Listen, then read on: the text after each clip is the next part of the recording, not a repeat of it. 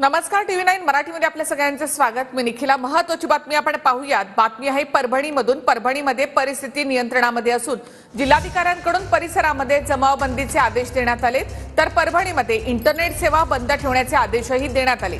काल एका माथेफिरूकडून संविधानाच्या प्रतिकृतीची विटंबना करण्यात आली होती। त्यानंतर आंदोलकांकडून काही ठिकाणी जाळपोळ आणि दगडफेक करण्यात आली, तर जमावाला पांगवण्यासाठी पोलिसांनी अश्रुधुराच्या नळकांड्या देखील फोडल्या होत्या।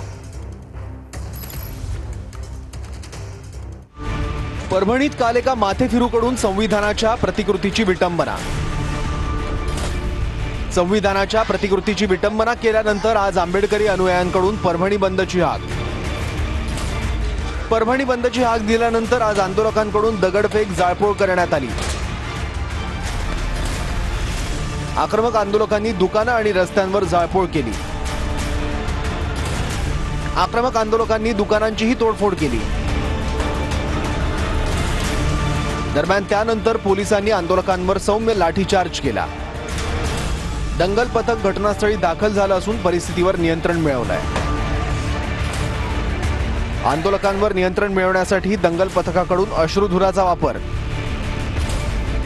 दरम्यान आक्रमक झालेल्या आंदोलकांनी पोलिसांवरही दगडफेक केली।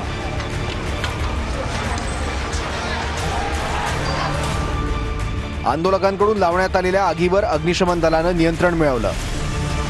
कालही आंबेडकरी अनुयायांनी आंदोलन करत घटनेचा निषेध केला होता। आंदोलकांनी काल मुंबईला येणारी नंदीग्राम एक्सप्रेस अर्धा तास रोखून धरली होती।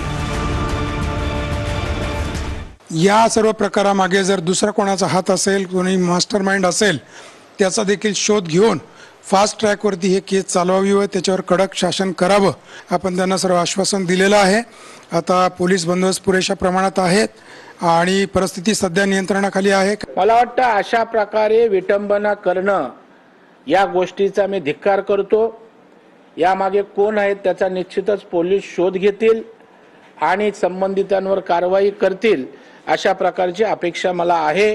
राज्याचे मुख्यमंत्री किंबहुना देशाचे पंतप्रधान यांनी संविधानाचा सतत त्या ठिकाणी आदर केलाय, सन्मान केलाय आणि जर कोणी विटंबना करत असेल तर ती प्रवृत्ती त्याच्या मुळाशी कोण आहे शोधून कठोर कारवाई ये ठिकाणी सरकार निश्चितच करेल।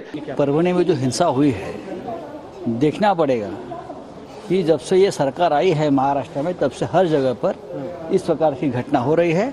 लोगों ने शांति रखनी चाहिए और हम सब महाराष्ट्र के लोग डॉक्टर आंबेडकर के साथ, उनके विचारों के साथ रहे हैं, सबको मालूम है। कोणी एका व्यक्तीने अशा पद्धतीने काल या संबंधामध्ये त्यांनी ते काच फोडू या संविधानाचा आणि बाबासाहेबांच्या पुतळ्याचा अपमान केलेला आहे। प्रशासनाकडे माझी मागणी आहे की ताबडतोब त्याला जर पकडलेलं आहे पण त्याच्यावर कठोर कारवाई होणं अत्यंत आवश्यक आहे। उद्भवलेली परिस्थिती रात्री पोलीस प्रशासनानं, जिल्हा प्रशासनानं ज्या पद्धतीने हाताळायला हवी होती त्या पद्धतीने हाताळली नाही, म्हणून आज उद्भवलेला हा प्रसंग आहे। त्याला अटक करण्यात आलेली आहे। स्वतः माननीय मुख्यमंत्री महोदय देवेंद्रजी हे सर्व परिस्थितीवर लक्ष ठेवून आहेत। ते सातत्याने पोलिसांशी, प्रशासनाशी त्या संदर्भामध्ये संपर्क करत आहेत आणि म्हणून माझी सर्वांना नम्र विनंती आहे की कायदा व सुव्यवस्था राखण्यासाठी आपण सर्वांनी प्रशासनाला सहकार्य करावे।